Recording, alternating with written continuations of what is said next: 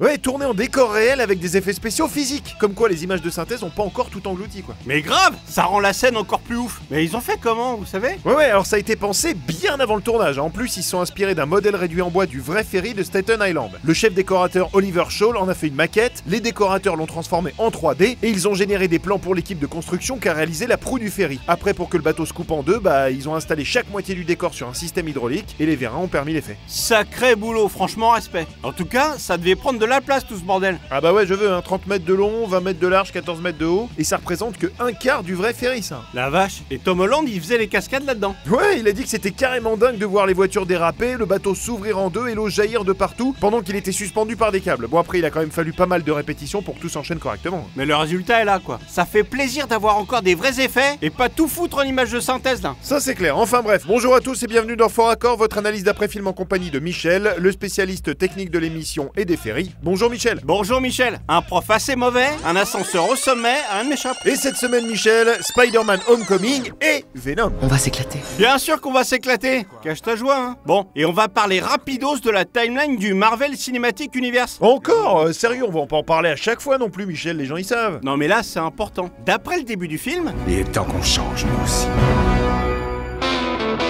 Voilà, Spider-Man Homecoming se passerait 8 ans après les événements de Avengers 1. Sauf que c'est complètement faux. Bah ouais, selon les dates de sortie des films, ça ferait 5 ans. On s'en fout de la date de sortie, Michel. Mais si on suit la timeline officielle, ça fait 4 ans, pas du tout 8. Ah, bon d'accord. Ceci dit, en effet, il y a de la marge. Ouais, et on va rester sur les dates avec cet extrait. Parce que j'ai pas d'amis. Donc sur cette affiche, le Décathlon académique est annoncé du 13 au 15 octobre. Sauf que si j'avance largement... Regardez.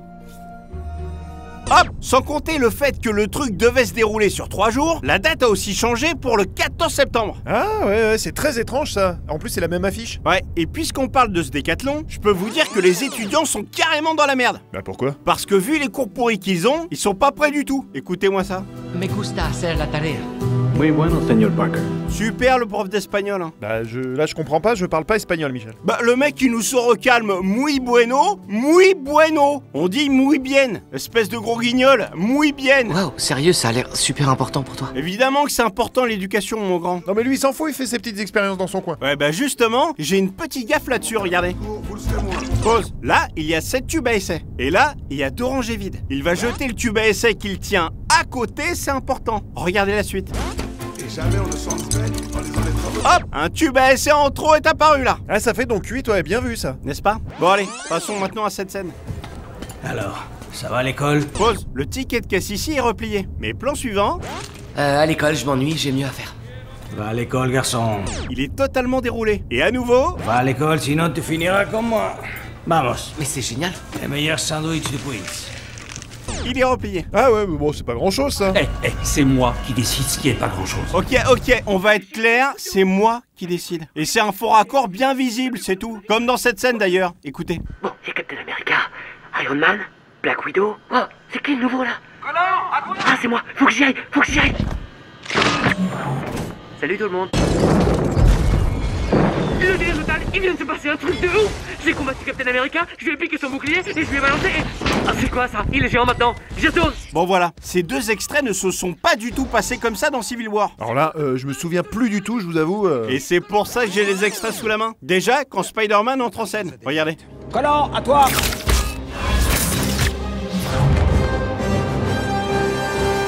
Bien joué, mon grand. Merci, j'aurais pu être un peu plus souple à la réception. C'est à cause du costume neuf, mais c'est pas grave, monsieur Stark. C'est parfait, merci beaucoup. Oui, si on pouvait C'est- s'abstenir de parler chiffon. D'accord. Captain Spider-Man, je suis un de vos fans. Mais plus tard, d'accord? Contente-toi. Salut tout le monde. D'accord. Voilà. Avant de dire salut tout le monde, on a quand même un sacré speech bien gênant. Ah ouais, en effet, ouais, fallait le trouver celui-là. Hein. Oui, et idem quand Ant-Man devient immense. Regardez.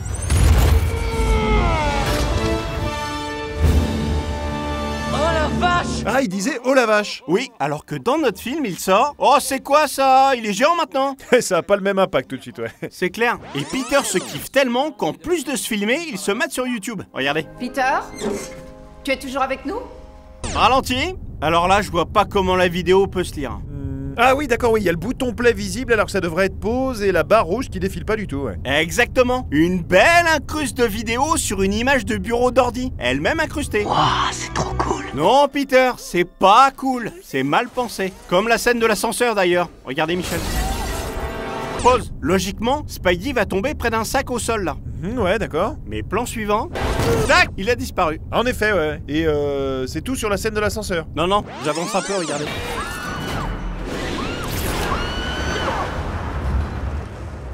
Ça va aller, ça va aller.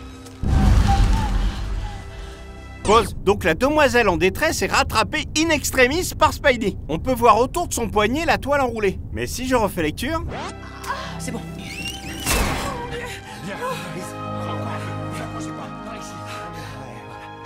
Hop, là, il lui lâche la main. Mais quel rapport avec la toile autour de son poignet du coup? Vous allez voir. Oh. Alors, Là, elle n'a plus la toile enroulée. Et lui lâche la main une seconde fois. Ouais, c'est un truc qui m'a toujours intrigué ça d'ailleurs. Des fois la toile elle colle à mort, des fois non, des fois elle reste visible, des fois elle disparaît. C'est pas super logique tout ça. Eh oui, ça passe en comics mais pas en film. C'est plus compliqué. En tout cas, Spidey c'est fini, on passe à Venom. Eh, salut. C'est ça, salut Eddie. Bon, regardez le début du film. Voilà, donc l'histoire commence en Malaisie où normalement on roule à gauche en fait. Ah, et donc là l'ambulance peut se prendre une bagnole à tout moment quoi. C'est ça. Et en parlant de gauche-droite, regardez cet extrait. Ouais, Eddie. Pourquoi? Qu'est-ce qui se passe? J'ai reçu les résultats du labo et... Donc Dan tient sa tablette de la main gauche et son téléphone de la droite. Mais juste après... C'est pire que ce que je croyais. Ces systèmes endocriniens et rénales se comportent de façon anormale et j'ai jamais rien vu de tel. Qu'est-ce que ça veut dire, Dan? Qu'est-ce que tu es en train de me dire? Hop, le mec a tout changé de côté. Tablette main droite, téléphone main gauche, balèze. En un temps record en plus hein. Ouais, et Eden dans cette scène avec Drake. Regardez. Ils essaient de faire taire les gens comme nous qui posent des questions, mais tu sais quoi, en fin de compte, on est ceux qui changent le monde. Le pin c'est dans sa main droite levée et... dans sa main gauche baissée. Pas mal ouais. Et surtout pas fini. Écoutez la suite. Prends-en bien soin, Ali. Les amis, dites bonjour au Dr Skirt. Bonjour les enfants. Désolée de vous interrompre, mais c'est l'heure de vous préparer pour votre entrevue. Oui, les enfants, désolé de vous laisser. Ali, c'est toi la patronne. Allez, top là. Dr Skirt va répondre à la question d'Ali et à toutes les autres. À la prochaine les amis. Au revoir. Si vous voulez bien... Pause. Ah bah ça risque d'être compliqué pour le docteur de répondre aux questions des gosses si elle se casse avec Drake. Ah oui, c'est un peu con ça. Il y a un autre truc un peu con dans cette scène, regardez.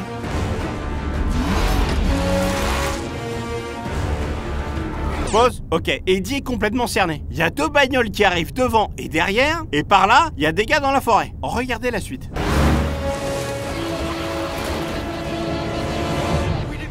Sérieux? Les mecs ont mis 2 secondes à arriver où il était et personne ne l'a vu grimper à l'arbre? C'est totalement absurde là. Totalement. Le principe des symbiotes aussi d'ailleurs. Regardez.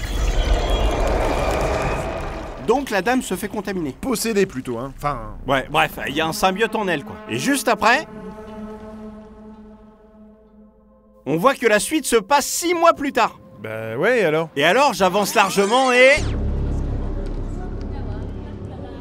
la dame est toujours infectée. Sachant que les symbiotes digèrent leur hôte pour survivre, comment ça se fait qu'elle soit aussi bien portante? Bah elle fait la gueule un peu quand même. Ouais, mais en 6 mois, elle devrait être morte en fait. Ou alors, le symbiote a bouffé des gens à côté, mais ça se serait remarqué en autant de temps. Ou alors il a un peu grignoté gentiment. Ou alors, c'est un problème de continuité scénaristique. Juste là, je comprends pas ce que vous venez de dire, c'est ça le problème. Pourtant, je parle français, je crois. Le problème, c'est la continuité. Par exemple, vers la fin du film. Malgré la continuité du dialogue, donc, vous remarquerez que les magasins devant lesquels Eddie passe changent tout le temps. Tu peux pas manger n'importe qui simplement parce que tu as faim. Là, par exemple. Je ne peux pas. Non, tu peux pas. Pause. Ouais, c'est pas ouf non plus hein. Je pense que c'est surtout que de face on voit moins les couleurs des vitrines, donc ça choque quand on change d'axe. Non, je pense que j'ai raison quand même. Tu sais, pour un gars brillant, t'es vraiment le roi des imbéciles. Moi, je suis brillant? Bah merci mon gars. Surtout un imbécile. Taisez-vous Michel et regardez cette séquence. Et t'as une tête de mule! Mais j'étais prête à l'endurer, Eddie. Pause. La figurante ici est loin derrière Anne. Et en un seul plan... Parce que je t'aimais. Tu m'aimais, qu'est-ce que ça veut dire? hop, la voilà qui les dépasse largement. Et plan suivant... elle a refait demi-tour la meuf. Ah ouais, pas mal celle-là. Regardez la suite aussi. Là, un mug tente du carton, ok? Ouais, ok. Et... Tu fais congédier à cause de toi. Tu t'es servi de moi.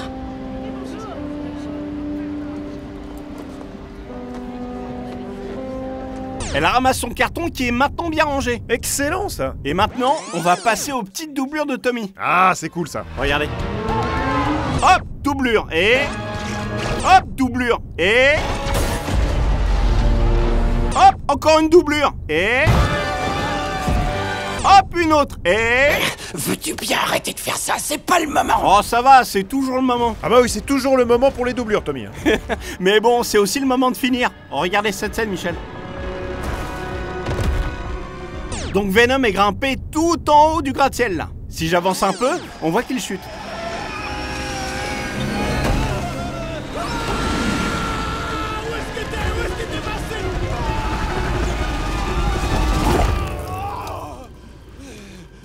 Voilà. Mais Eddie et lui sont encore très hauts. Ouais, bon, c'est quand même vachement long votre explication là. Bah, soyez un peu patient aussi. J'avance encore. Venom propose à Eddie de sauter, mais il préfère prendre l'ascenseur et... On saute.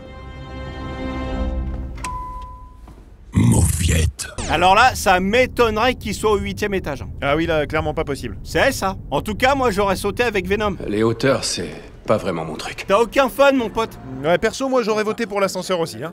En tout cas, c'est la fin de cette émission. On se retrouve la semaine prochaine pour un nouveau Faux Raccord. Et j'aurai du lourd. Du très très lourd.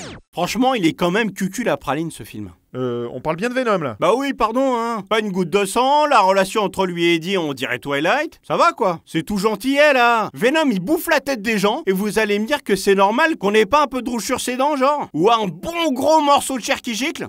Michel, c'est un film PG-13 quoi, et puis c'est quand même assez fidèle aux comics hein, au final. Comme Venom le dit à Eddie, c'est un peu un loser sur sa planète aussi. En gros, il veut pas tuer son hôte pour le bouffer, mais il cherche un vrai lien fusionnel avec une seule personne. D'ailleurs, c'est pour ça que les siens l'aiment pas. Bon, il y a juste ses origines qui ont été carrément modifiées dans le film, ça c'est pas top. Juste ses origines? Non mais le truc c'est un gentil toutou bien élevé qui mange les gens que si Eddie lui dit qu'il peut quoi. Bah ouais, mais même dans les comics c'est un personnage assez complexe hein. Il a son propre code d'honneur, si quelqu'un est innocent pour lui il va lui venir en aide. Il est pas si méchant Venom. Ouais, enfin entre ne pas être si méchant et être mieux dressé que mon chat, y a quand même de la marche sans déconner. Bah j'aimerais pas rencontrer votre chat alors hein. Ouais bah j'aime mieux vous dire que quand il bouffe un oiseau c'est pas PG-13 le truc hein.